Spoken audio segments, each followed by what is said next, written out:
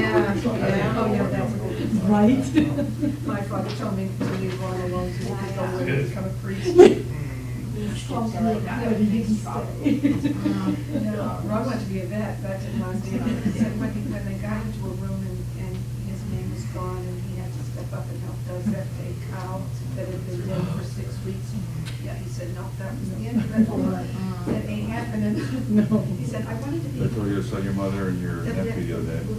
He's quite a figure. He's He's got like, Then That's my grandson. Now is actually. He's got his- Yeah. hanging on a girl. Yeah, yeah, from mommy. He said, No, well, I couldn't believe that in Wisconsin. Was it Chapman, he said? You're supporting now to be a doctor. Big transition there. Yeah. I said, well, you have to see, you have to know all the different animals, different parts are, how they work, you know, it goes on. That doesn't actually. You know, how many stomachs is there, and That's the cave I know, my little dog He said, doesn't like soccer, he wants to play football. he said, Ron, are you? Camilla played football on the weekend. Said, I think Oh, yeah? Yeah. What gloves? His gloves? She was limping until she got up. Oh, yeah. They want to touch He's not position too. football thing. Running back.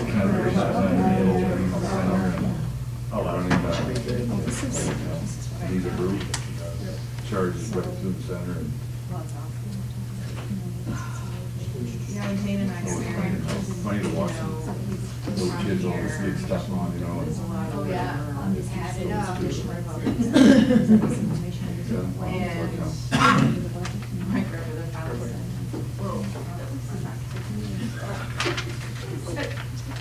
Okay. Well, that happened with Bill, because Bill, they weren't gonna marry because Bill wasn't. Oh, is that right? Yeah, the religion was married. And then they ended up eloping after that. And they went down to South Carolina.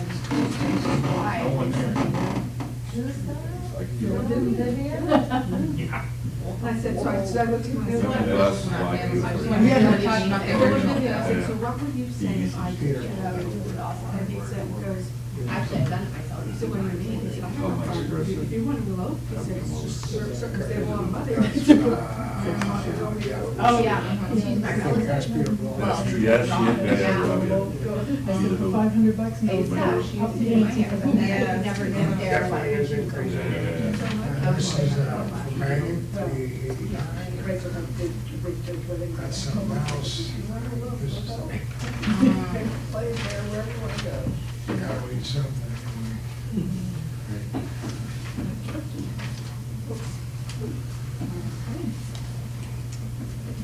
You read through them? Pretty much.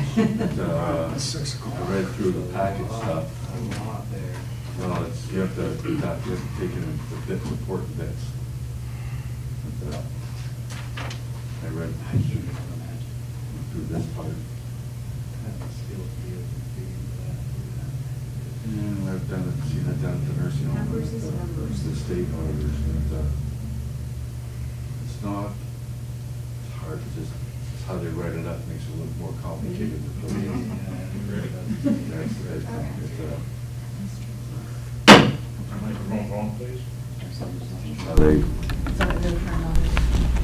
I've seen it done, and it's not. I'd like to welcome everybody to the Monday, October 10th, 2023 City Council meeting. Roll call, we have 6 councilors present. Councilor Mark Gahn is absent and excused. Item number 2, we have the invocation and inspirational thought. Please join me in being the attitude of prayer. We pray for our country at all times, that all citizens are safe, healthy, and happy. We pray for wisdom for all those who guide and govern. Help this government body in every situation to know and to do the things that are right and just, with soundness of judgment in making vital decisions. We pray for the peacemakers, that the holy, life-giving spirit may ever dwell in their hearts, and the barriers of fear, suspicion, and hatred may fall. This we pray to the Holy Father. Amen. Amen. Will you please rise and join me as able in the Pledge of Allegiance. I pledge allegiance to the flag of the United States of America and to the republic for which it stands, one nation, under God, indivisible, with liberty and justice for all.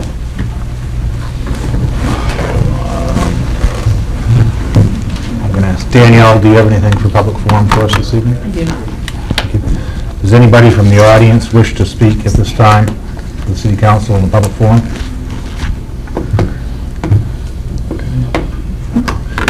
Close the public forum. 5A, we have the minutes from the regular city council meeting, July 24th, 2023. Those are on pages 2 to 8 in our packet, and council has a chance to review those. Any errors or omissions? Mr. Mayor, make a motion that we accept the minutes as presented. Second? Second, do we have discussion on this item? Bagley? Aye. Boma? Aye. Morrow? Aye. Terrio? Aye. Willie? Aye. Aye. Motion carries. Number 6, bid openings, awards, and appointments. We don't have anything under that this evening. Public hearings and possible action items. We do not have anything under that. Reports by staff and committees. We have the presentation of the 2022 audit by Phelps & Company, and we have a packet with us. Giselle is here, and introduce yourself and walk us through this. Hello, my name is Giselle McDonald, for those of you that don't know me. And we've completed the audit of the 2022 financial statements for the city. I believe you all have that report with you. I see the nice thick binder in maroon. I heard some comments about all the detail that goes into this, and yes, there is a great amount of detail. Not something I agree needs to be there, but our accounting principles tell us that it has to be, so we follow suit. What I'm going to do is go through this in a highly summarized way, so if anybody has any questions or wishes to go over anything in more detail, just let me know. I will start to say that it is a clean opinion. We had what we think of as a clean audit. It means that the financial statements as presented are fairly stated in accordance with generally accepted accounting principles. So that's what pages 1, 2, and 3 tell you. Pages 4 through 8 are what we call management's discussion and analysis. It's a summarization of the year, comparing it to last year. I'm going to skip over that and jump right to Exhibit A. This is the statement of net position. This is where you stand or where you stood as of the end of December 2022. There were total assets of just a little over 31 million. Total liabilities of 2 million, with a total net position of 28.7 million, of which 10 million of that was unrestricted and available for spending. This includes the capital assets of the city, the buildings, the infrastructure, the equipment as assets. It also includes all of the long-term debt of the city. So it's presenting a balance sheet as though the city was a business. On Exhibit B, the statement of activities, you can think of this like an income statement. It starts out, though, with expenses, typical for a government. We need to see where the costs are. So there were total expenses of 16.5 million. Program revenues, which included either charges for services or specific operating grants that are tied directly to the different departments, totaling 4.4 million, for a net cost that needed to be raised by general revenues of just over $12 million.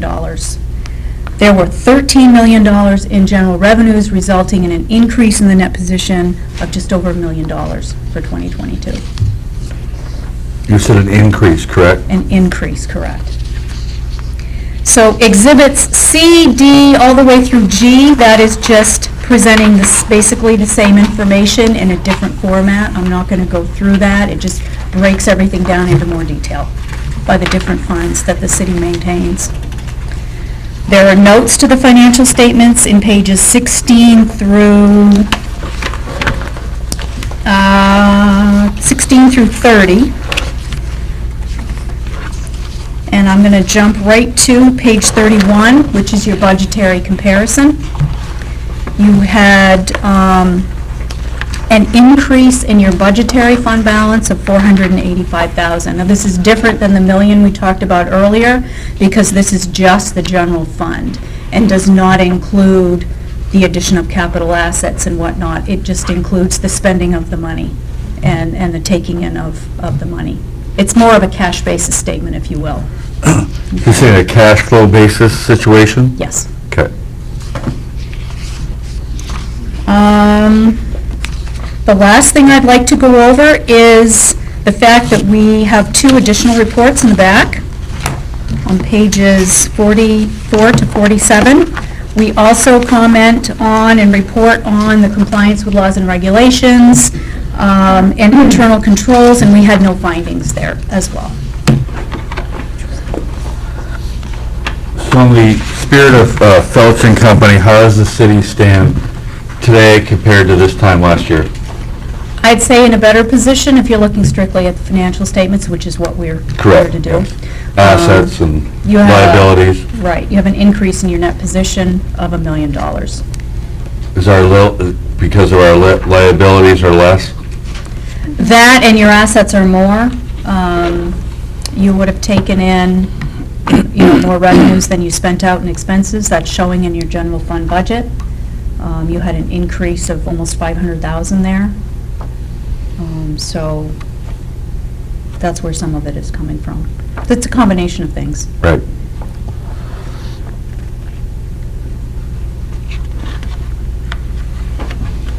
So basically, we're $1 million ahead of what we were last year in total net worth to the city. That's correct. Right.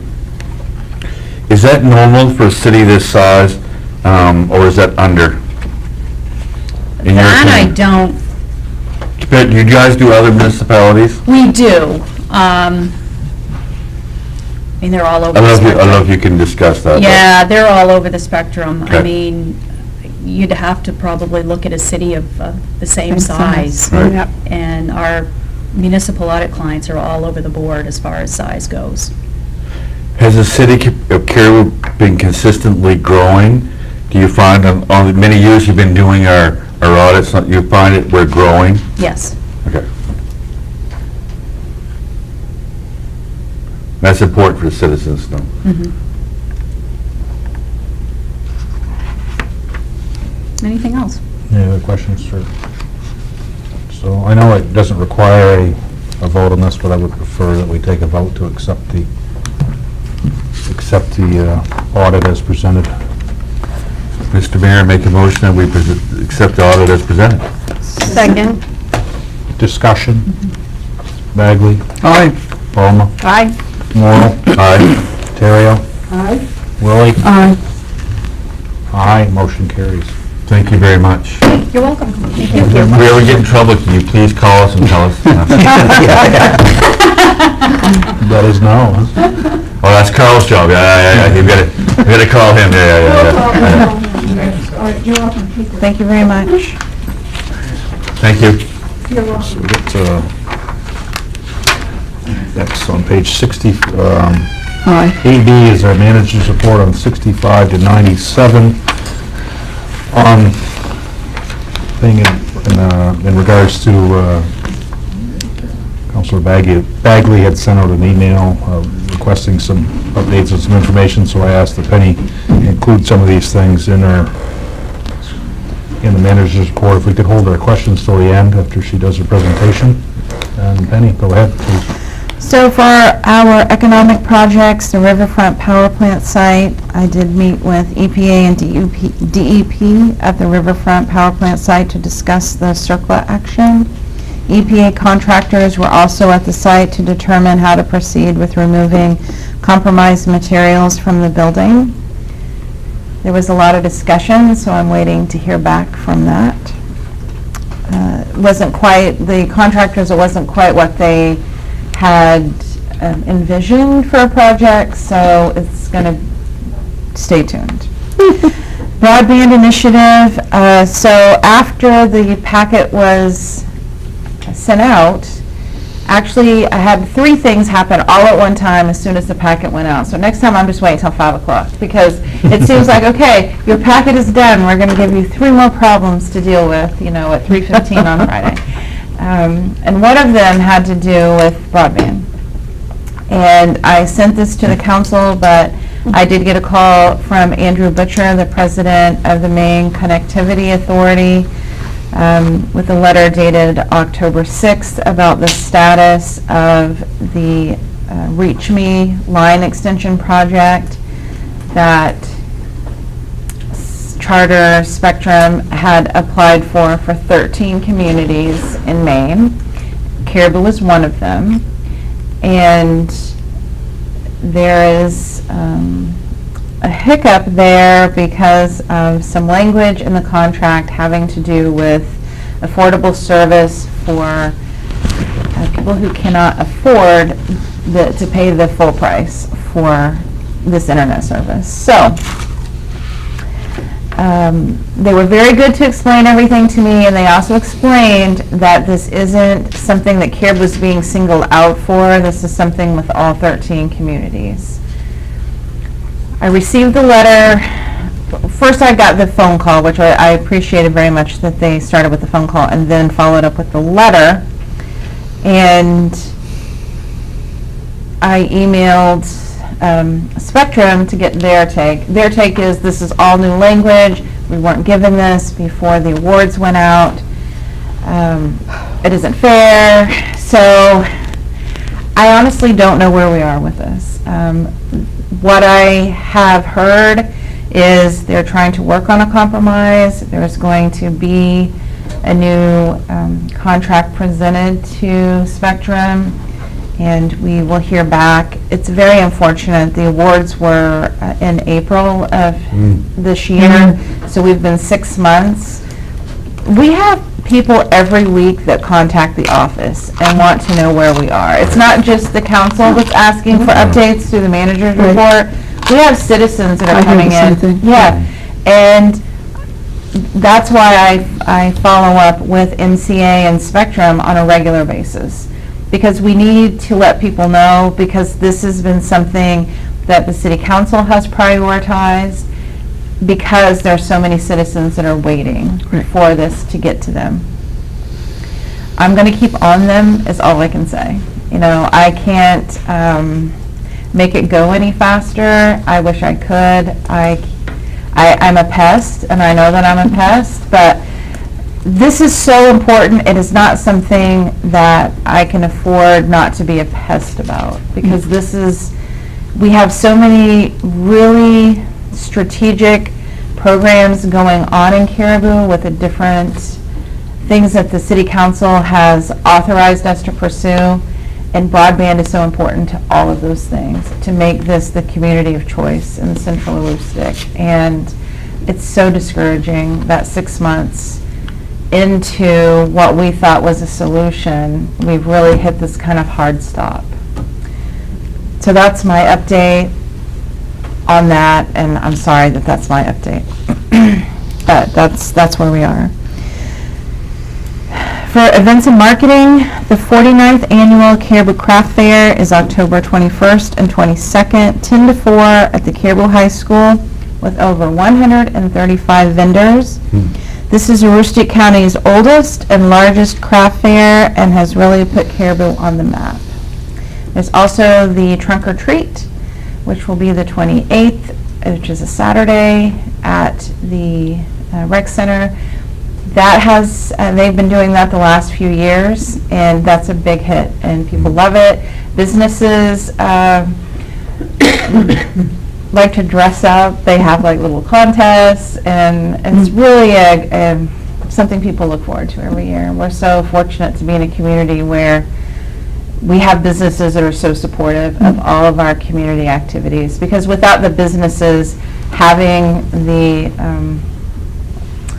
I don't know, just a community spirit to go dress up in crazy costumes and pass out candy to kids on a cold Saturday night in October, we wouldn't have these great programs. But I think it's just a testament to our business community. With Blight, some owners are trying to do the right thing by working with the city, and others are just downright ignoring our efforts. And I'm really not sure what to do next. I think it's going to be just knocking on doors and saying, here I am, why are you calling me? Like, I don't really know what else to do with some of these people.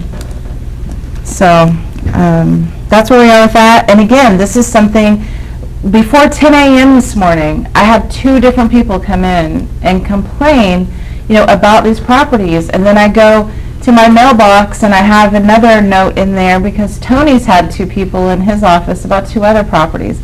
This is something people know winter's coming, and they want to see some action on these properties before winter comes, and then we just get snow dumped on top of the messes that we have. I understand that some of the issues that people are facing is a financial issue, and they don't have the resources to be able to do things with their house. And we're trying to work with them, but we have some people that are just ignoring what we're doing, but we do have some that are working with us. And Chief Gahagan and I met with one last week, and I had to reach out to that individual again today because of issues over the weekend. So we do have some that are working with us.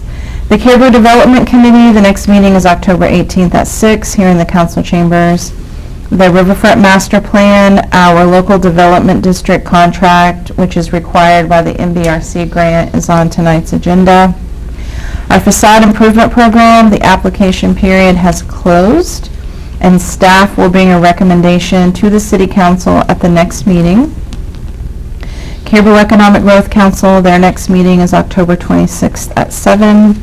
Business outreach, a fall business newsletter is in the works. Small Business Saturday is November 25th. Tax acquired property, I have a little bit longer section on that. The Nylander, Saturday, October 14th at 9 will be the soft opening for the Nylander. And that's another priority that the City Council has made this year, is to get the Nylander funded, get the building rehabilitated, to get Peter on board, have him get some employees going.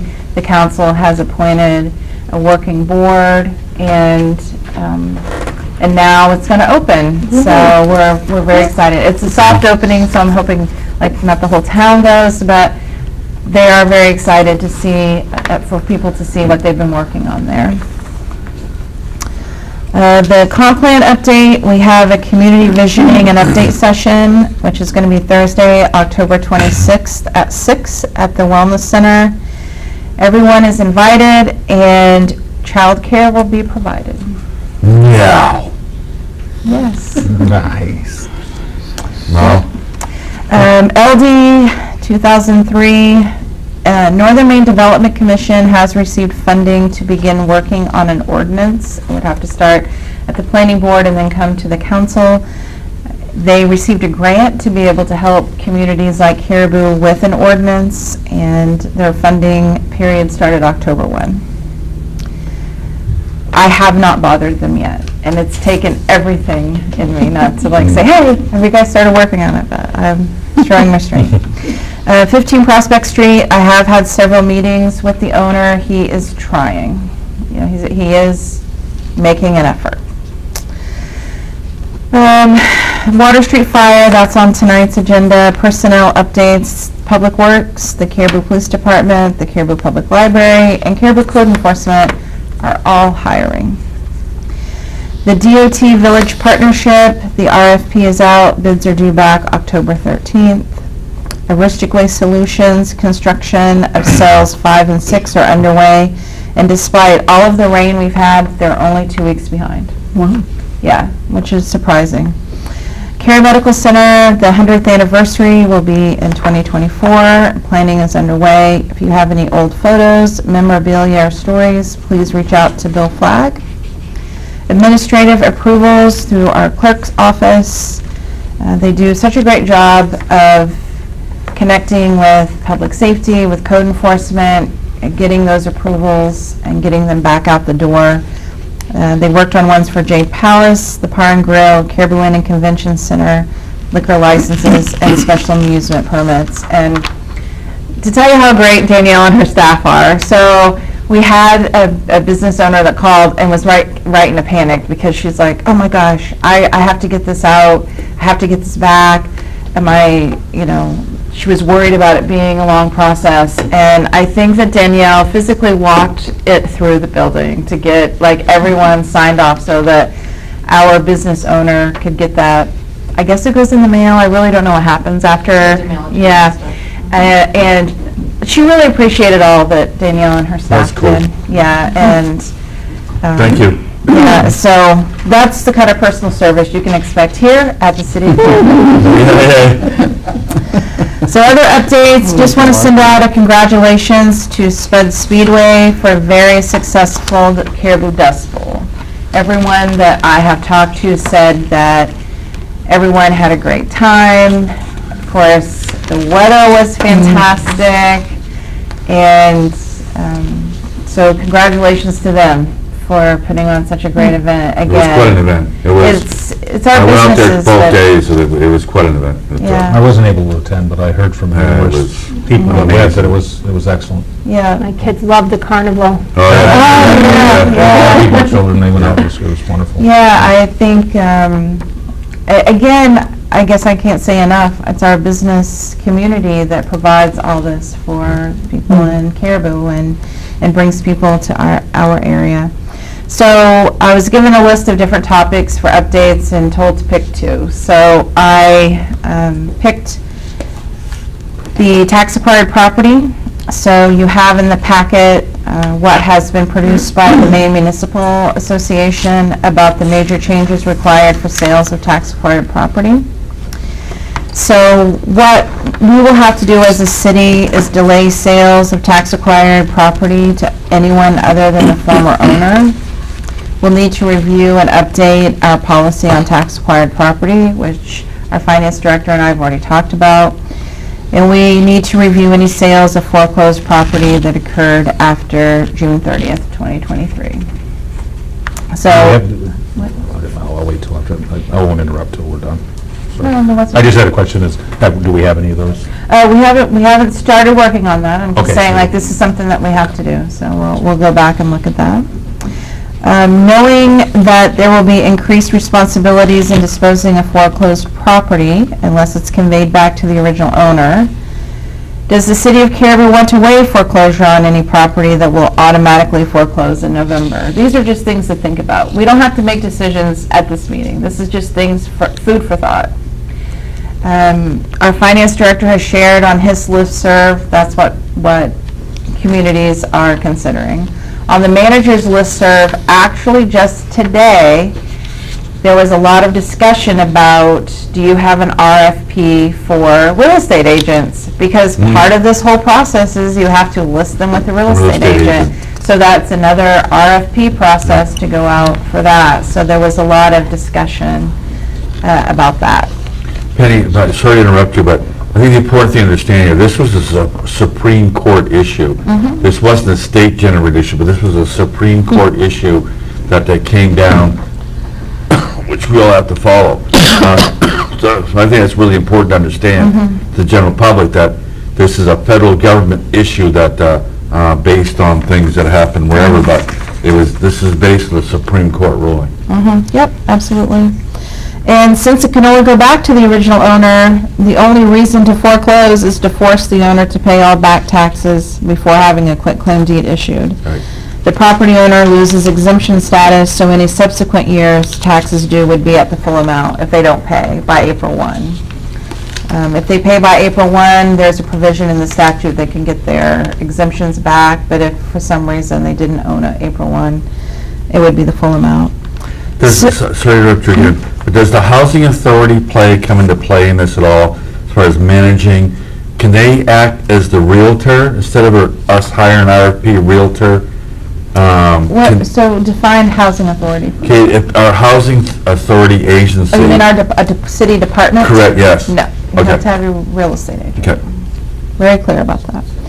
So, also, the cost to cure issues such as blight are not listed specifically. Only there is a provision for expenses incurred by the municipality to maintain the property. And that's been a big issue for the City of Caribou because some of the properties we foreclose on so we can tear them down. Right.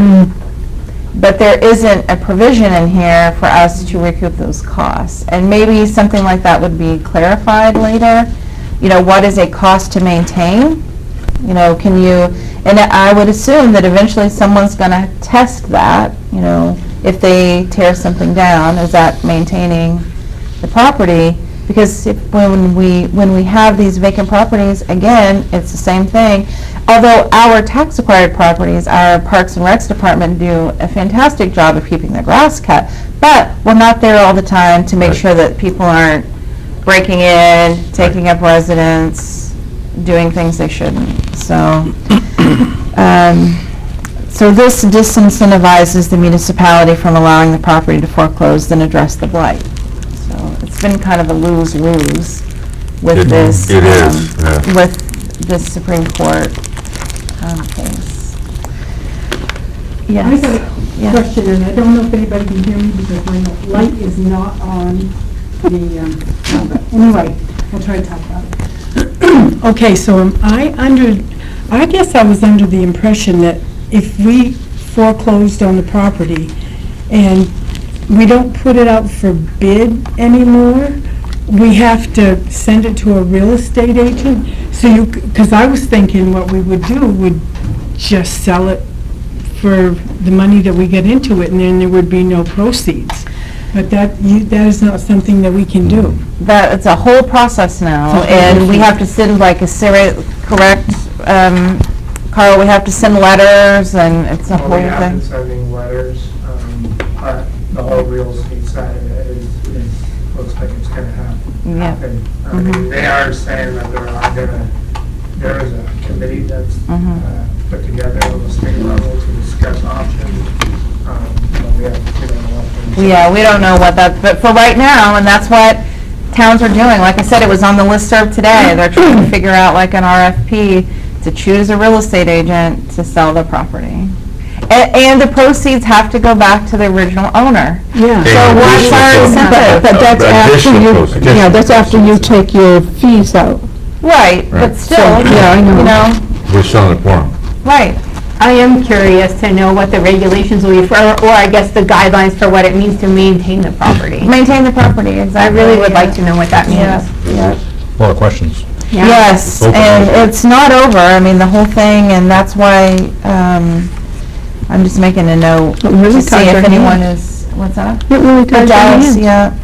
Is the Maine Municipal Association kind of on board with this? And Well, Right. they're on board with educating us as Oh. municipalities. I mean, they have to react to what legislation Right. is happening, but they are committed to letting us know, you know, what we need to do, how we need to act. Like, that's why you have the, you know, what they've produced is in the packet, and they're continuing to study it, they're continuing to have, you know, a working group, so. has anybody been reaching out to our local legislators to, you know, inform them or educate? Would that be the Maine Municipal Association, I would think, or our lobbying group that be educating them, telling us we're stuck in the hard spot here?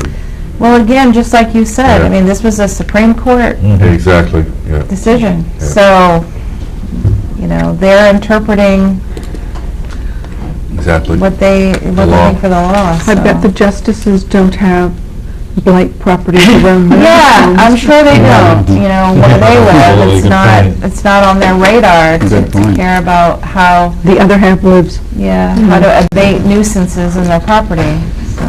So this could, this could, Number one topic right there. Mhm. this could bring it up, so that, I mean, we're talking about foreclosure, and we've waived it, the last couple of years, for the first time, we've waived a couple of foreclosures. And this may, may bring us to the fact of, as a council, do we waive more foreclosures, or do we? Well, that's what we have discussed, and that's why I have in here, like, do we just waive Not everything? tonight, but, Yeah. you know, what do we? But this is something to think about. We'll be bringing that the first meeting in November, right? Yeah. So this is The kind of just list. to bring us up to speed on this, that's pretty Yeah. good. So there's a lot to consider, you know, here, just in the departments. It's things that's on our radar, things that we're monitoring. But there won't be really action for you until November, but we are trying to figure out what's the best way to go, and Yeah, right around where the snow flies will, and we actually get some direction, it'll be too late to really do anything this fall. well, it would, because that's when you'd have to decide if you're gonna waive foreclosure on Right. things, you know, it's in November. that's And, true. Yeah, but it's just very unfortunate, the whole thing, That doesn't even you make know. sense. Because that was a tool we had in our toolbox for blight. Yeah. So should we expect proposed changes to Chapter 19 to come through staff to us at some point? Yes, at some point, I don't have a time frame for that. Is that the tax acquired property ordinance, I'm assuming? If I'm remembering the Yeah, number right. I don't remember the exact number, but yes. We'll have to, I mean, we have to look at our ordinance and see what we have to do to change it. Does the new law allow us to keep it for public use? I thought I read that you could still do I think we that. can still do that. So there may but- be something there to consider. Mm-hmm.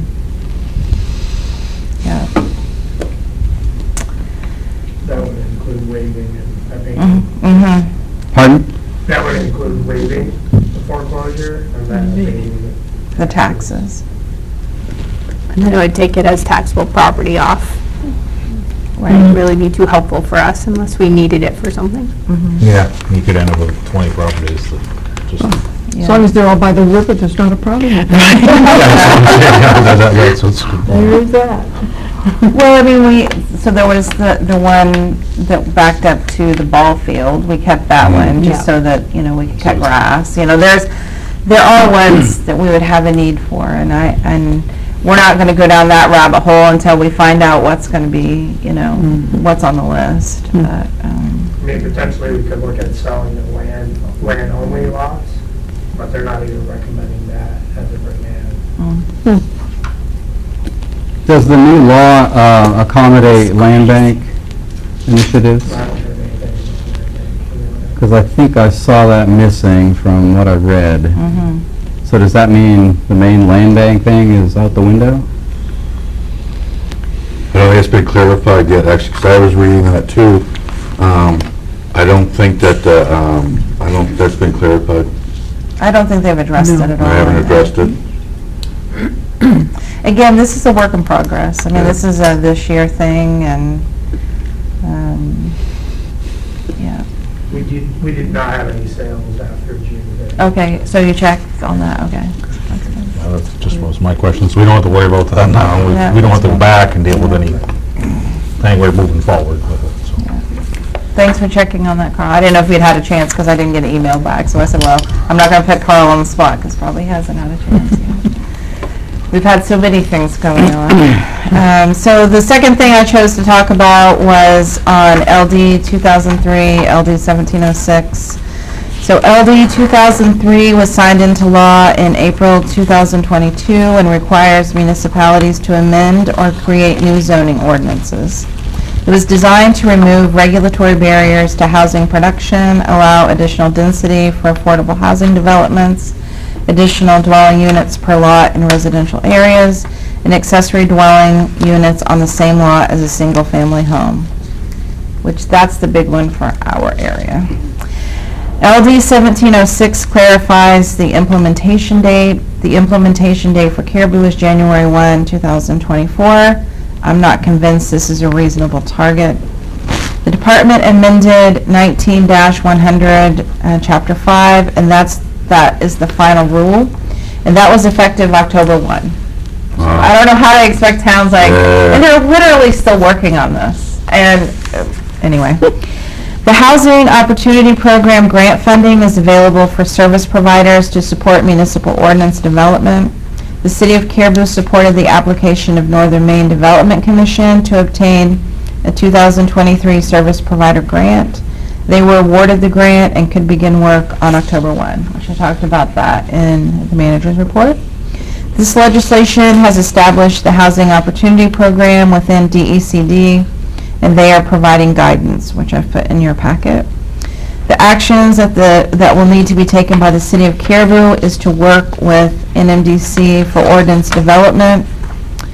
The other considerations, so there was a working session, and folks from the Housing Opportunity Program from DECD actually came. and Peter accommodated them at the library, and Karen and I both went to this meeting to hear about just different things we should be mindful of. And some of the things I took away from it is that the city can add provisions. For example, that 1 unit per lot with an accessory dwelling unit is owner occupied. And so you wouldn't have, like a bunch of Airbnbs on a lot.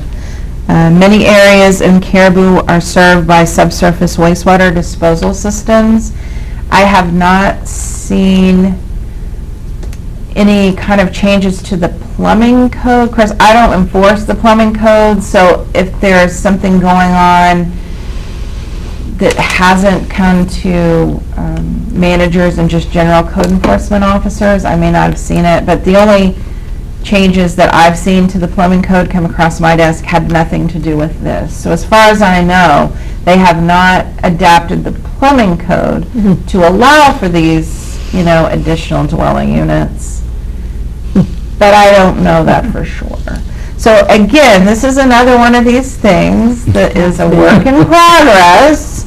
It's happened this year, but I can tell you that, so Kristen Henry from NMDC was also at the meeting, and she has, let us know that JCAM and Kristen are going to be working on this. So I know that that we will get something from them that we'll take to the planning board, and we'll come here eventually. Will we actually get this passed before January 1? I seriously doubt it.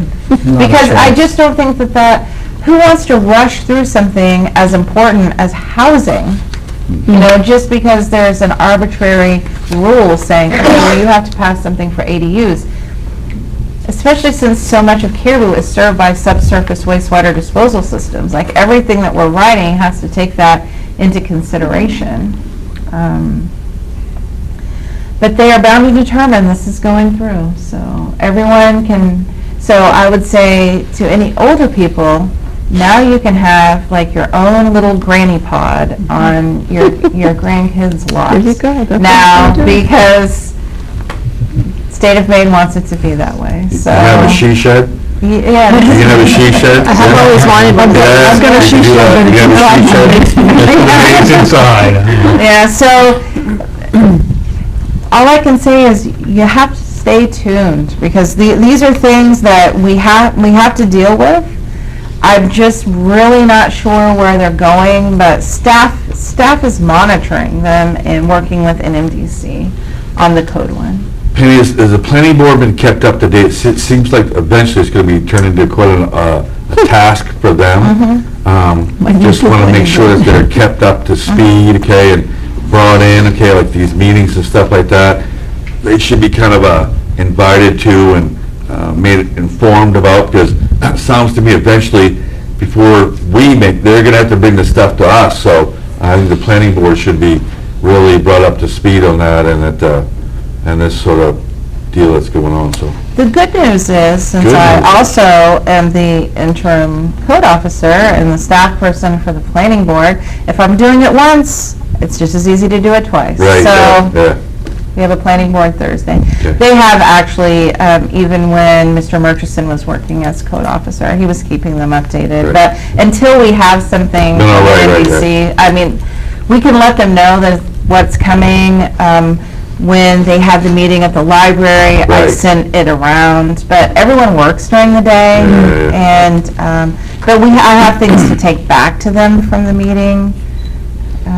So, yeah. Did you have a question over here? I did, I guess, I'm just reading this initial paragraph. Are we talking new housing developments, or are we talking changing existing housing into multi-units, They're trying multi-family? to remove barriers for the creation of any Anything. kind. So if you're, yeah. So if I want to take my huge house that's too big for me anymore and turn it into like a multiplex of some sort. Removing barriers to all of that. Interesting. Yeah. And you can build a she shed. Now live in a tent. Please, let's not give people any ideas. Sorry. No, one of those igloo things. you know, Yeah, you know, those. yeah. Please don't tell me it's a yurt. Yurt, definitely. Yeah. Don't give it away. Say, what is it gonna take for me to live in a yurt? What is it gonna take if you move into a different town? Okay. Well, I could do 2 or 3, we could have a little village of yurts. Yes, you could. You've also Really got fun. a lot of talk now of tiny houses. Yes. Small houses. Yeah, and like in the part of the land that we sold with the park, we've got acreage there, and we're on city sewer, that probably could handle 4 to 5 tiny homes in that area.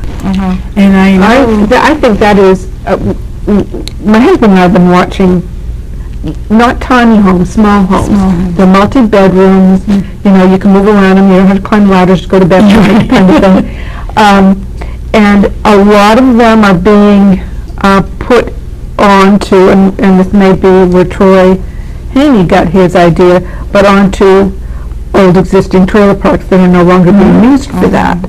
And they start out by building like 4 and allow people to move in and rent. And as the people move in, because a lot of people say, I can't live in something that small, but they move in and go, oh, you know, this isn't bad. Then they go ahead and build it and it just expands. And some of these things are like 30 units. And they're small, you know, neighborhoods, and it's just, to me, it's fascinating to think that that would be a nice, low-cost way to get housing out to individuals. If you had an individual who'd be willing to, you know, start with 3 or 4 to rent them out, kind of thing.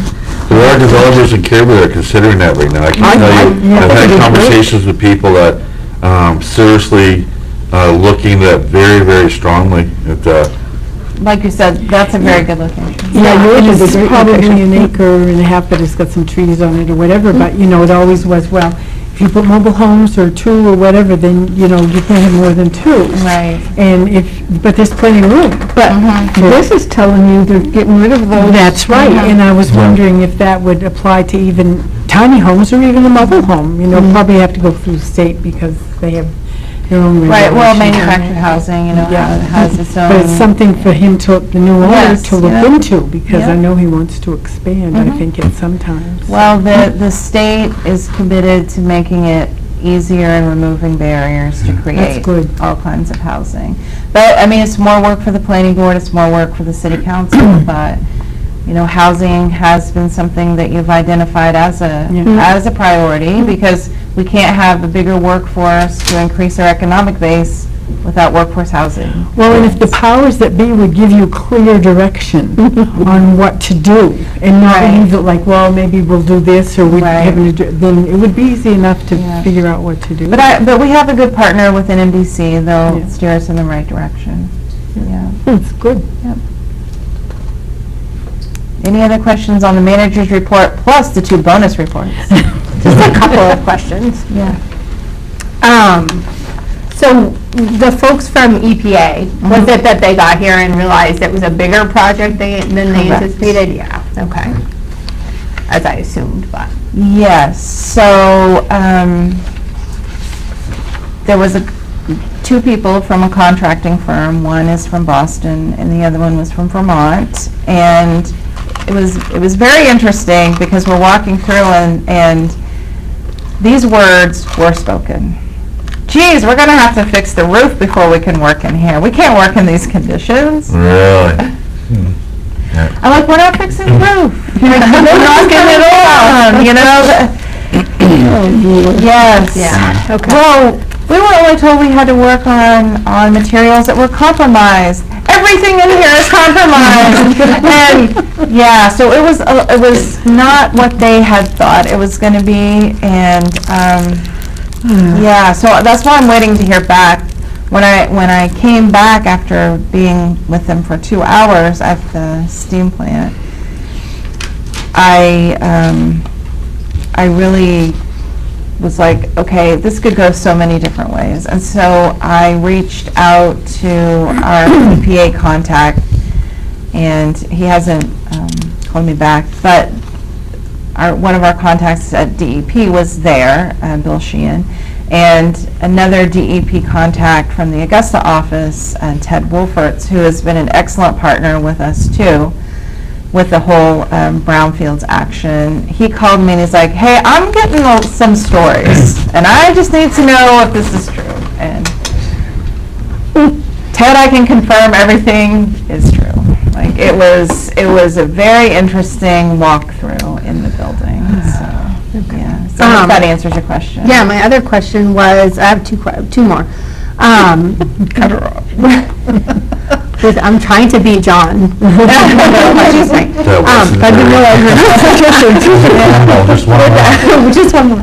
With the blight cleanup, in terms of the people who are ignoring the efforts, I know one thing we have talked about in the past is I think there's some type of certification, or we have some folks that are certified to be able to, is it serve people with some type of more of a, I don't know what it's even called. It's called 80K, 80-K, like, Okay, that. it has like a chapter. So have we looked Yeah. more into that? And We haven't, and that's a great idea. Okay, Yeah, perfect. yeah. See, I don't know what it's called, but I know it's out there. Yeah, no, that's a great That's half the battle. suggestion. I was gonna I'll ask if this is a tool we can use in this situation. And then my last question was under the 15 Prospect Street, what efforts, so you said the owner is making efforts or is trying to work on something there, what are the efforts?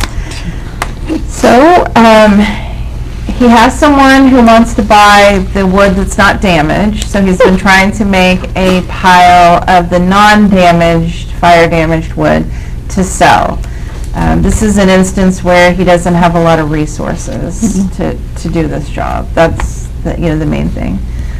He also had some items of value in the house that he's trying to recover, some chainsaws, some jacks, some things that he could sell so that he can get some money to, he doesn't even have like resources to get a dumpster, that would be helpful to him. So he has to take like a trailer load at a time to Maristic Waste Solutions.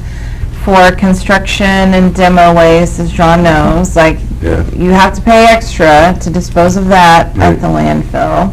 So it's not like just taking household garbage and being able to buy your permit and drop it off. Like, this is something he has to pay when he gets over there. So he's trying to do that. I have, asked him to think about what his long-term plan is for winter. Living in a garage is not acceptable housing. It's not a solution. So he's thinking about it, and so it would be helpful, if he had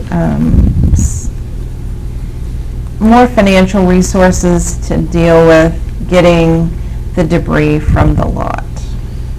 He did move a car that was not operable, because of course that's something that we would write up someone for, give them a notice of violation. That has been taken, but it still looks terrible. And even over the weekend, I had people emailing and saying, oh my gosh, I had company up this weekend and they have to drive by that to get to my house, and it looks terrible, and what can we do? And yeah. So that's what he's when it trying sits to under do. the snow for several months either. Right. Yeah. Yeah. I'll get Lou Thank next. you. Oh, go ahead. I'll get you, I got something I want to, I'll wait till the end.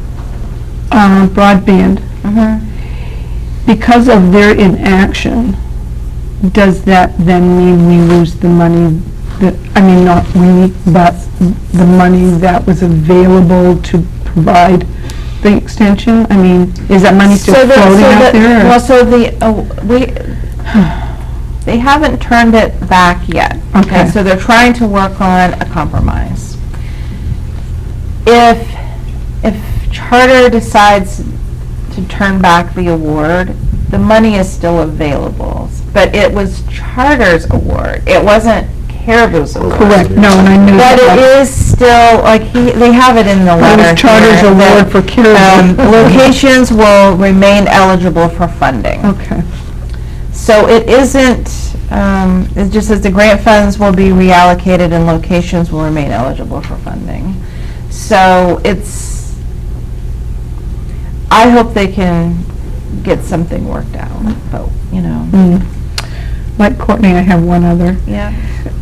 Excuse me, you mentioned, when, in talking about the blight, you said there, you know, had been a lot of action, especially the Collins Street one, which I understand is just a lot of garbage on the lot. But that one is also a chronic nuisance property. Right, I understand that, yeah.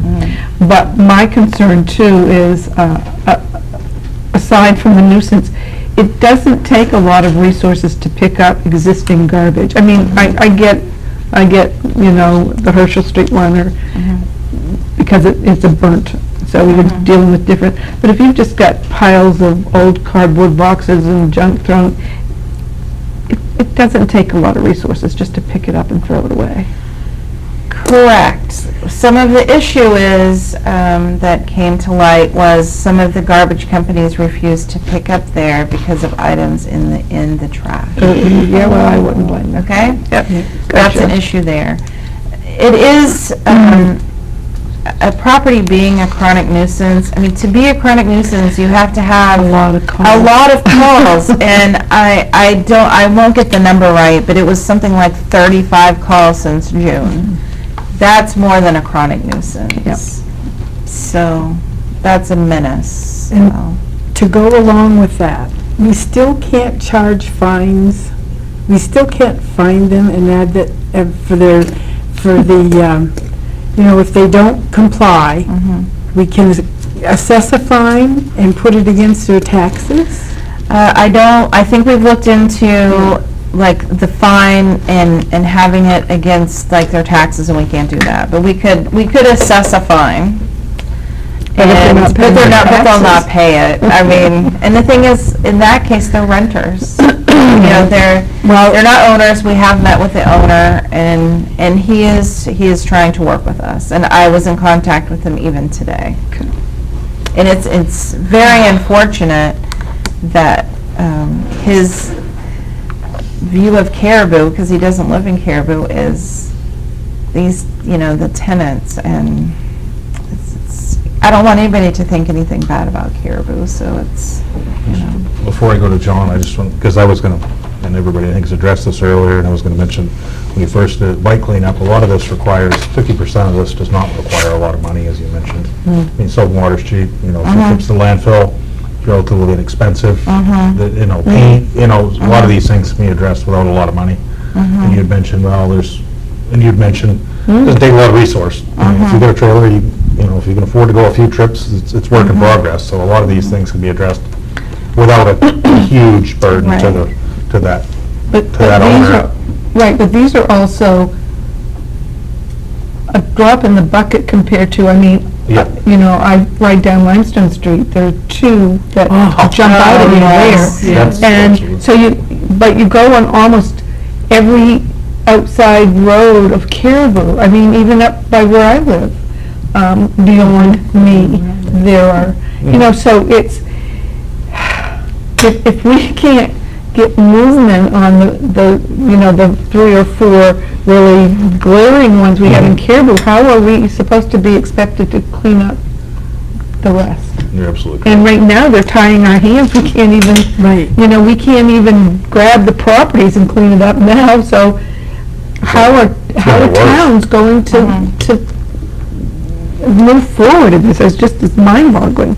Right. And the issue that always comes up when people, I send a letter and people call is, well, so-and-so's place looks much worse. That's what it is every time. Yeah, I know. They can always find someone whose place looks much worse. That doesn't make yours any better. So. No, it isn't. But I'm just saying that's. It's always the- And we just smile. You know? Get to John, you had something? Yeah, I do, actually. Who's going down around here, try to get everybody. While we're discussing blight, first off, okay, blight is blight.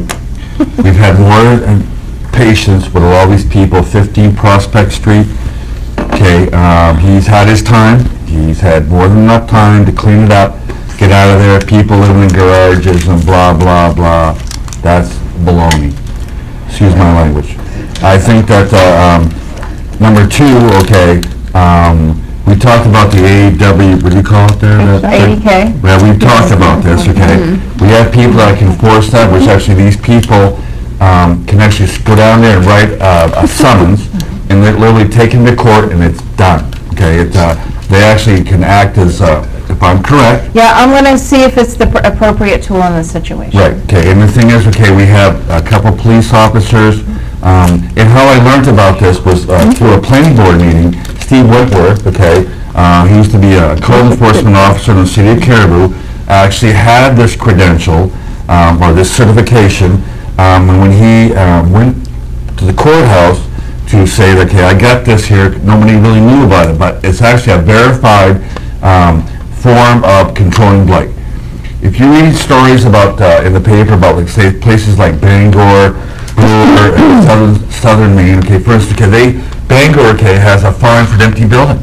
Okay, they have an empty building, okay, they assess you $100 fine, okay, for your building being empty and not being taken care of. They have these other things, nuisance properties, this sort of thing, and I think as long as we don't have that, we can be, and I don't want to sound like a hard ass, but then again, I think I want to sound like that because I'm tired of it. Well, here's my language, okay? The guy on 15 Prospect, 91 Collins, whatever, going out of town, Lauren Motel, these places here, enough's enough, okay? You don't want to clean it up, okay, we'll go clean it up, but it's going to cost you. Now, I understand because of the tax-acquired property thing, we have kind of our hands tied, but if we don't step up, okay, and take care of this stuff and use every critical means that we have, then we're just as neglect as they are, I think. So that's what I have to say about that. Now, excuse me just a second.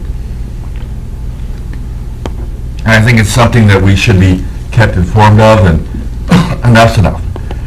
Broadband initiative. I think a big thing about this is that what the people have to understand, okay, is that the contract was changed with how to get the funding. Because I know what's going to come up is that, well, gee, if the city of Caribou would have gotten this with the CUD, we probably wouldn't be going down this path. Okay, not true.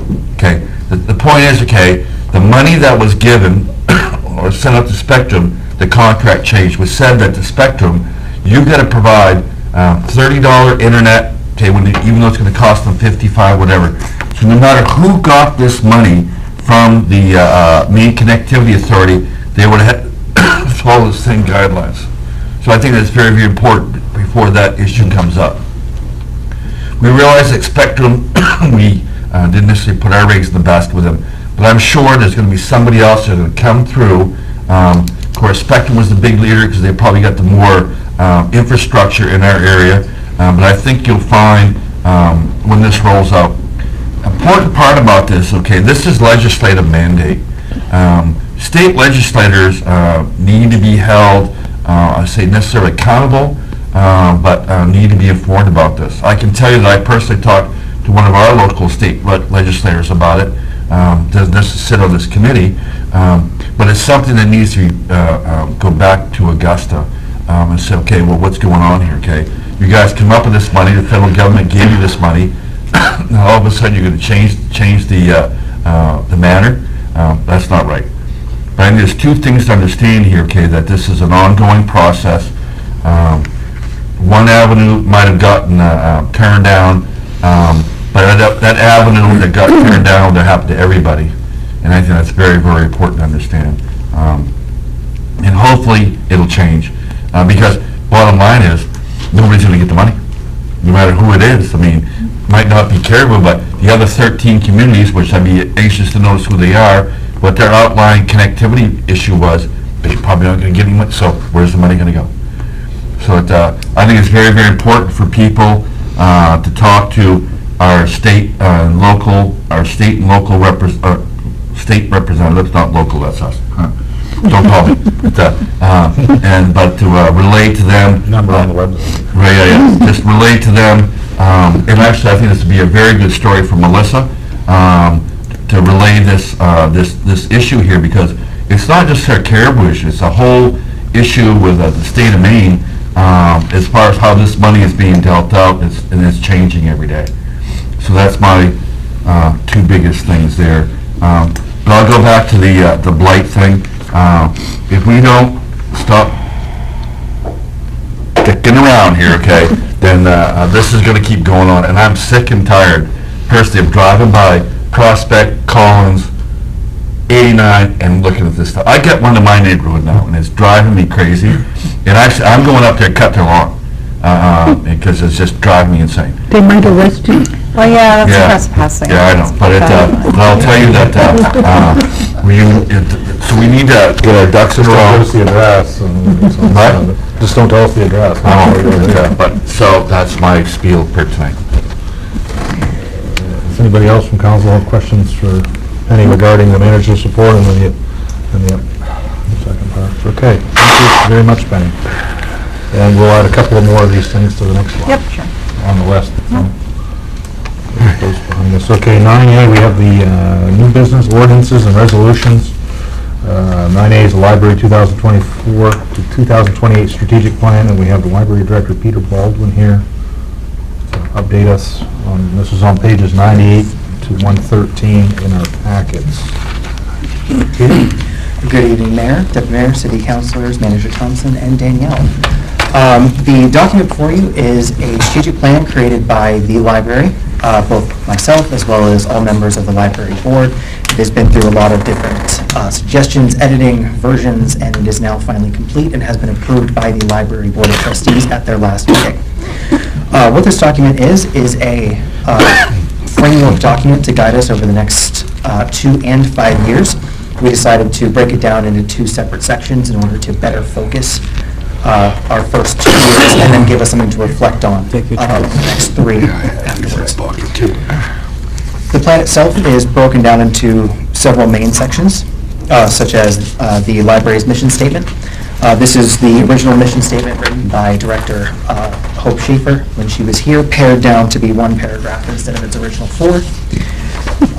A letter from myself, the director, explaining what the plan is, why it was created the way that it was. The purpose of this plan is better detailed on the following section, including the vision that the library has for itself, as well as the values that we hold, both now as well as throughout this plan. The following sections are for the Code of Ethics and Library Bill of Rights, both of which come from the American Library Association, pulled verbatim, and then going into the plan itself. The first part of the 2-year strategic plan is a brief overview of the directions we would like to head into, as well as broken down into several brief goals that we'd like to try to meet for each value. The subsequent pages are detailed overviews of how we intend to meet those directions as laid out in our plan. At the end of the detailing, you will see a brief graph which indicates the Board of Trustees' ranked priorities. Each board member submitted their rankings for each priority, and the averages are shown here on this graph to better show us what the library should be focusing on more heavily. The same goes for the 5-year plan. There are several items on the 5-year plan that are in the 2-year plan, with the assumption that they will be completed, giving us time to reflect on them for the following 3 years. Similarly, the next section contains a breakdown of the various goals in a much more detailed format, with an acknowledgement page following for each of the board members and the staff who assisted in creating this plan.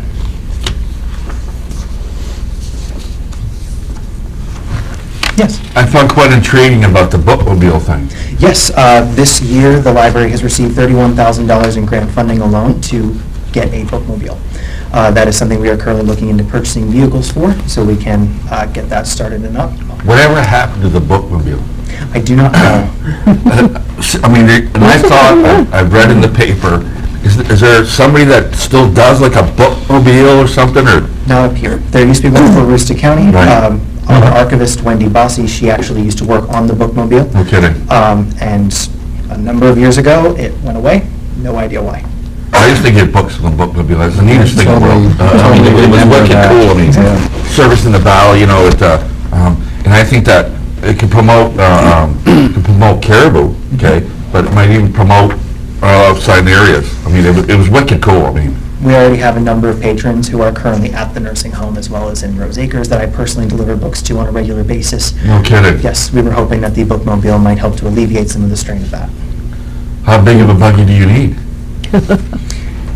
I just. It depends. Currently, we are looking at vehicles that are somewhere between a UPS van and a short school bus. Yeah.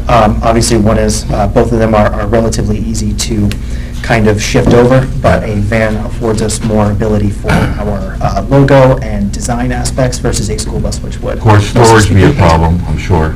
Yes. And we have a number of new things that we plan on adding to it, such as we are developing a mobile hotspot program currently, as well as a laptop lending program to go with it. These would also be included on there. We are hoping to be able to start delivering tax forms as well. The library receives a lot, and we have a lot of people who stop by to pick them up. This would be a nice, easy way to get it to some of our residents who may be unable to attend the library in person. Would the Nylander come into play in something like this? Possibly. I mean, I don't know, I'm just, In discussions as a special collection of the library, it is important that we try to keep them in mind, and it Yeah. might be good for mobile exhibits when visiting schools and daycares. But for the moment, nothing has yet been worked out. Courtney? I really like the makerspace goal. I Thank think you. that's going to be really great. In the last year, the library has come into possession of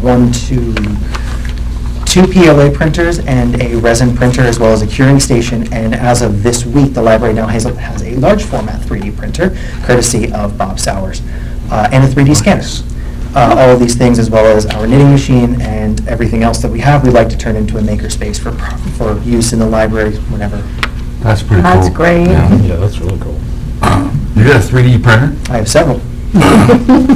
Do they work? Yeah. We've gone to great pains to fix up the original one that was there at the library and make sure all the others are in perfectly working condition.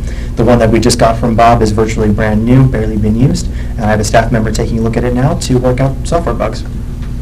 Cool. I don't check that out. I just have to say, I'm just totally impressed with this whole thing. Yeah. I appreciate the initiative you've taken to do this with the board. I think it's a great model for the other departments to look at and follow. It's wonderful.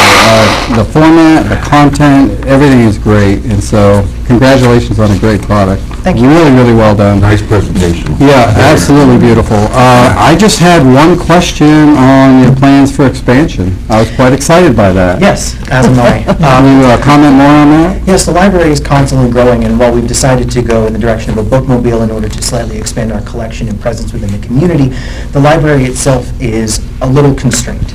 We still have the original Carnegie building, which we don't plan on touching, and is very difficult to remodel without touching the original parts of the building. We had an expansion done a while ago, which encompasses the new building that we call the main library. It has large windows and a singular loft.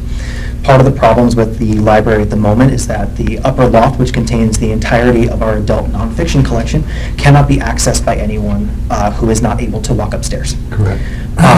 That is something that we are trying to combat, as well as an expansion for our collection to grow as our patronage grows. We add a little over 20 patrons every single month. We've seen the city of Caribou grow, and our service radius is currently at 297.33 miles in radius. So we would like to see an expansion over the next 5 years, push the building back to the outer edge of the property on the south side, where the gazebo is, up to that tree line. It'll help to mitigate some other issues we've had back there while giving us more space, development of multi-purpose rooms, dedicated children's rooms, and the installation of a new elevator at the same time to allow patrons access to the upper floor. From there, we can also talk about expanding the upper floor. It would mean the removal of some windows that have been kind of a problem in terms of heat loss at the same time. Single pane. Go Peter. Wow.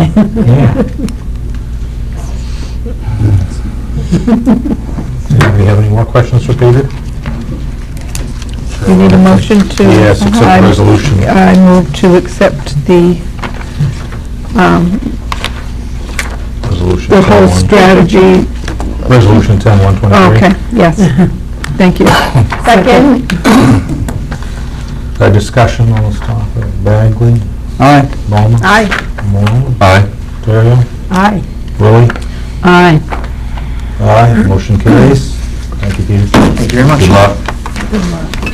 Hopefully we'll get that grant from the government too, that's gonna make a lot of difference there, so. Oh, it's in the VRC with these, Gotcha. Okay, 9B, we have a countersign the RSU number 39, RSU 39 bond referendum warrant.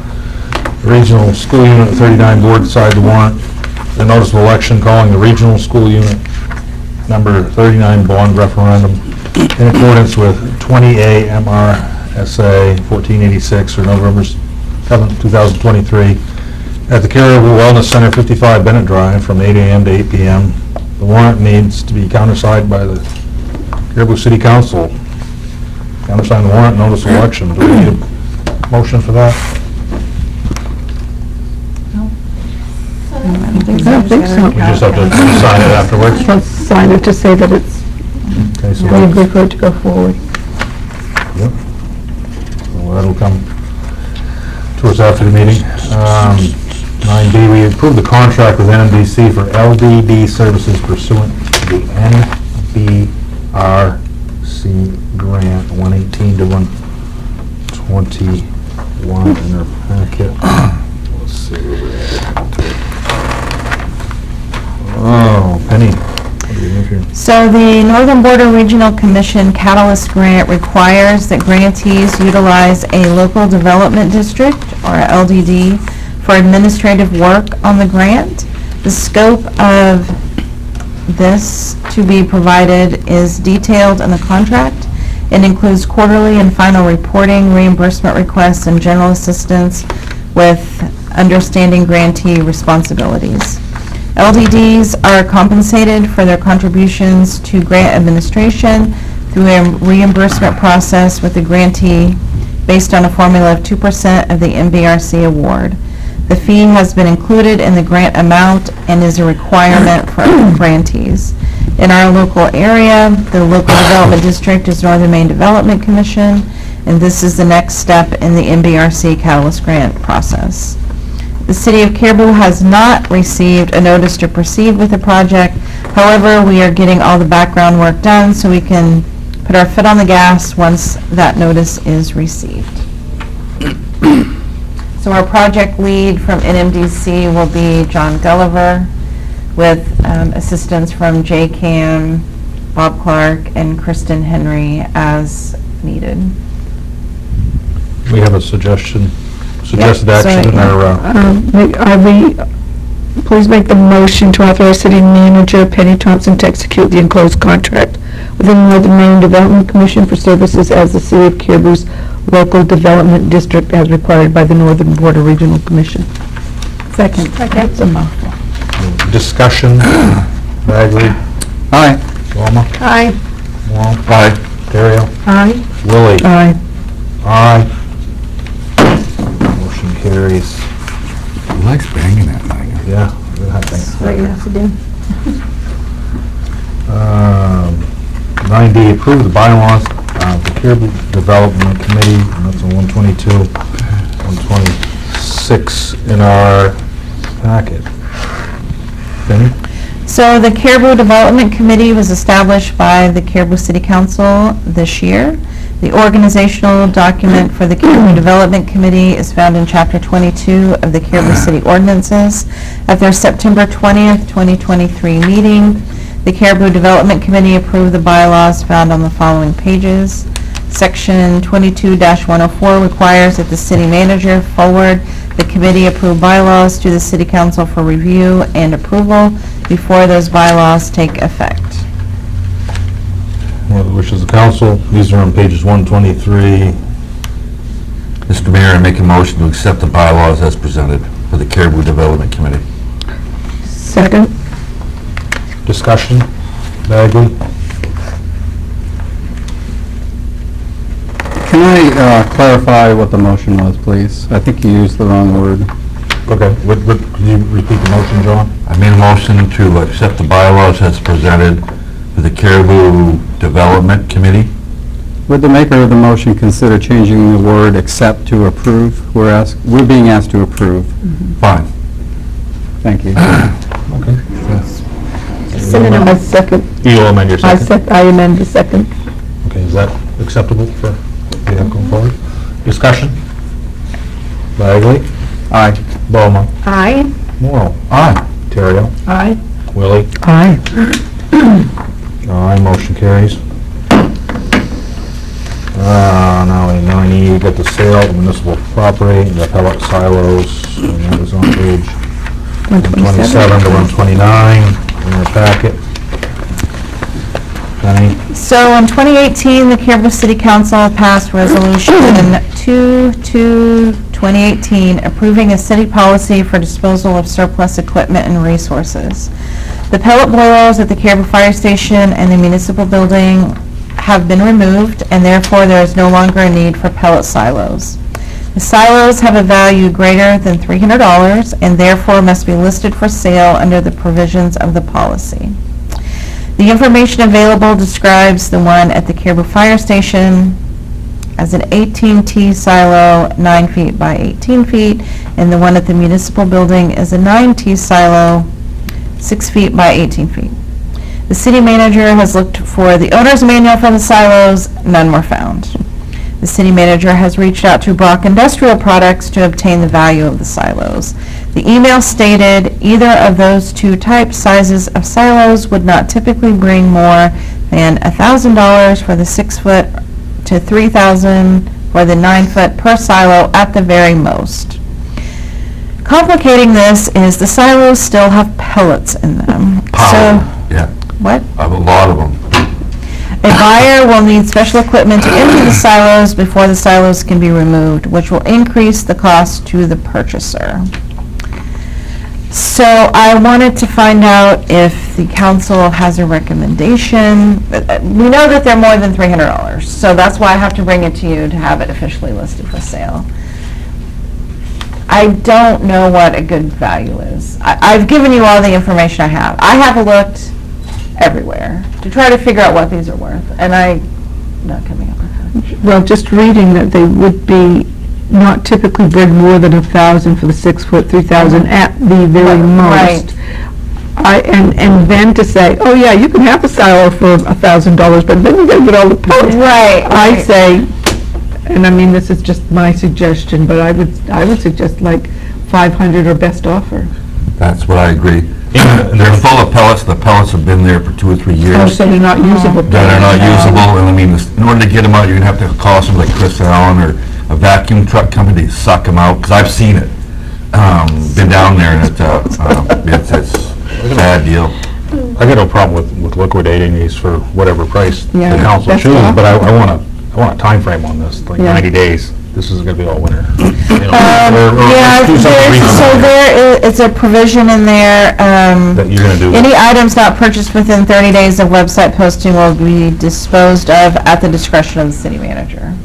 So people have 30 days to say, yeah, I'll pay that for those silos. But the time frame to remove the silo. Oh, the silo, yes. Just the silos. Once Yes. purchased. Once Once purchased. purchased, yeah. Want 90 days or something reasonable. Yeah, so put that in the motion. Yeah. Yeah, put that in the motion. So let me ask this, it seems like I remember that when we approved, I don't know about the municipal building, but for the fire station, the contractor removed the boiler included removing the silo, as well as all of the pellets. That's what we contracted Staples Construction to do. Did they not do that? And why didn't they do that? I Actually, don't think wasn't that part was of the part of the contract. contract. It It wasn't. was part of the RFP, and we had a discussion about it. I remember distinctly, there was a lot of discussion and concern. I Are you remember. sure the silos are going to be removed? Yes, they are. It takes a lot of effort to do that. I don't think it was. I think we talked about the silos, but we didn't talk about that as being removed as part of the contract or the RFP. It was in the RFP. I'm not sure it was, I can't remember. I don't And we remember were that, but sure that they would be- I do remember having a conversation though, but I don't remember the resolution of the conversation, honestly. I was just really surprised to see this on the agenda because I thought that it would have been already removed by Yeah, now at no, the fire it station. has not, and we still have the one here too, at the municipal building. My thought would be that we wouldn't want to put the minimum price the same for both. They're two different sizes, right? Mhm. Just put them all together. Or you can do it as a Sell 'em package as a deal. package. Package deal, yeah. I'll make a motion that we list the 2 silos, the 6 foot and the 9 foot silo, for a minimum price of $1,000 to be removed at the owner's expense 90 days after they agree to the purchase. Is that Makes sense. No more than 90 days. No more than 90 days after They agree, yeah. after they agreed for the purchase. Yeah, purchases. Yeah, but they should have, make sure that they pay for it. Yeah, they pay, they have 30 Yeah. days, Yeah. And And the then- 1,000 is for the two of the them. thousands for the two of them. As is, where is. I would As just is, like where the it best is. offer. Yeah. You know, someone may come in with 900 and, I mean, let's not Just as quibble long as they over. get it Right. hooked up. Well, we have to do it by the policy, so we have to put it out there for $1,000 in 30 days. If no one has Then we can come forward, and someone says, okay, the 30 days is up, I wouldn't pay 1,000, but I'll pay 975, then, you know. And the same will still apply to the 90 days. Yes. That's yeah. my concern. Yeah. So they're not around, but it doesn't matter if it's winter time or not. We just need So to if go. nobody buys, then what's our options for getting rid of them? What would be the options from there? You know what? Let's just assume somebody's gonna buy them. So we're not deciding today what we're gonna do. I mean, they've been sitting there, but. Well, I go back to what I said before, Staples should have removed them. It was in the RFP. I'm Dan, certain if of they it. change the zoning regulations, you could take one and use it for like a man cave in your yard. I could. He's in the R3, he can get away with it. I'm just concerned that the city is going to sustain expense to get rid of them. It was already paid for under contract with Staples to get rid of that. Again, I remember us talking about that. I don't, We'll go back and look. I don't know We what have to the go back and resolution was. remember D. It's still there, is what I can tell you. So in the It's still there, meantime, yeah. I have a motion. And I'm Motion hoping- sounds good, it's on the Yeah. floor. I have a Yep. motion. Second. Now we can, any more discussion on this, on the motion? Bagley? Aye. Bowman? Aye. Wall? Aye. Terrio? Aye. Willie? Aye. Aye. Motion carries. One more thing here on our agenda, 9F, discussion and possible action to consider accepting a deed to 7 Water Street, and that is on page 130 to 135, and I believe, Penny, we had we talked about this a couple of meetings ago, right? Didn't we have a, Yeah, An I mean, attorney in here, we had a public hearing. yeah, they've officially, so our advice to them was come back to us with something in writing. So that's what they've done. I have asked if the Bickfords would at least pay the back taxes on the property because they owe now 3 years of taxes on the property. I have not heard back from them. I mean, this isn't something you have to act on right away anyway, but, it's gonna be I a little- guess I'd rather have like, we still have to have a plan, even if Right. we take this property, we have to have a plan for what we're gonna do with the property Because we're and gonna how we're gonna foreclose it. clean it up and why is it our problem when it's, you know, Exactly. so, I don't know. I think it is our problem, and no matter which way we look at it, it's gonna be our problem. I think one of the biggest things, of course, is our hands are tied now because of this deal with the property tax property thing. But either way, I said, it's gonna end up being our problem. So I think, oh, sorry. So I think that we need to come up with a plan. My biggest thought was, I wondered if, because the money we have coming from the Commons Pond issue deal, if any of that money can be used to be allocated towards that because of the proximity to the stream, if there's issues there because of the environmental impact that could happen there, and that's the thing. But I think we seriously need to come up with a plan. I agree with you. It's like anything. If now, I mean, we could, first off, we could accept it, okay? To accept what Mr. Legier is offering here. But either way, it's going to come back to us unless we decide, no, we're not going to take it. But either way, it's a whole, and it's something's going to be done. So, I don't know, I mean, options, I don't know if it's going to require a special committee to figure out something here, different people, public highway, Gary, I mean, I don't know, but we got to come up with a way, because it's actually affecting the other properties there, which have already been contacted about, and I think that the longer we wait, the harder it's going to get, and something bad's going to happen there. Either another building's going to fall in or something, but I think because of the environmental impact of it being proximity to the stream, there might be some options there for us, you know? Again, you have to think out of the box, and I'm just wondering if that might be one of our options. And I agree, we don't need to accept this tonight, but I think that's something we're gonna have to come together, and again, I don't know if we need to have a 2 or 3 person committee, a committee formed together to sit down and say, hey, what are our options here? What can we come up with here and think out of the box here? How we're gonna fix it, because every day we wait, it's only getting worse. And because the proximity properties that, anyways, go ahead. Sorry. Just to add to what you're saying, have the other 2 surrounding properties been condemned as well? Like, and I know we haven't done it, but the insurances, I think, are waiting to find out what Right. we're gonna do with that one. Right. So, are they redeemable? I don't Does know. anyone know that? I don't know. You know, because my question is who owns the other 2, and could a deal be worked out to take all 3 at once and drop them and then open that up for green space or whatever?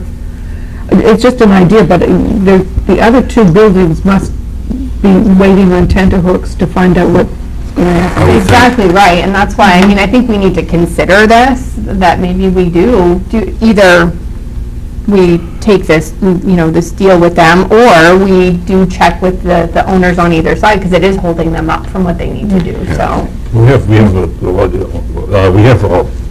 until the automatic foreclosure, we have 2 more meetings, correct, prior to the automatic foreclosure date. Yep. Well, could we maybe inquire with those got the other 13th and owners? 20th. I certainly can. 13th and 27th. Joan? This wouldn't come under that new law, would it, because... No, it's not if you accept the deed. If we Right. accept the deed, Yes. If you accept the deed, they still, you still have... accept the deed. Yeah, exactly. But we're not foreclosing on it, we're accepting their Can't accept gift. It's a lot easier for you to get rid of, which I said that at the other meeting, we Yeah. talked about this. If you do accept a deed, you have more options to dispose of Right, it. right, so we wouldn't have to worry about...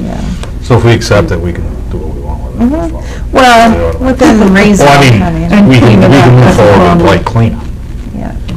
It's gonna fill a hole. well, or something. Didn't we get an email from somebody concerning that was holding it up and that some of the other properties weren't safe because... Yeah, it's going, just like you said, it's going to be a solution that involves all 3. Yeah. This does not exist in a vacuum over there. Yeah.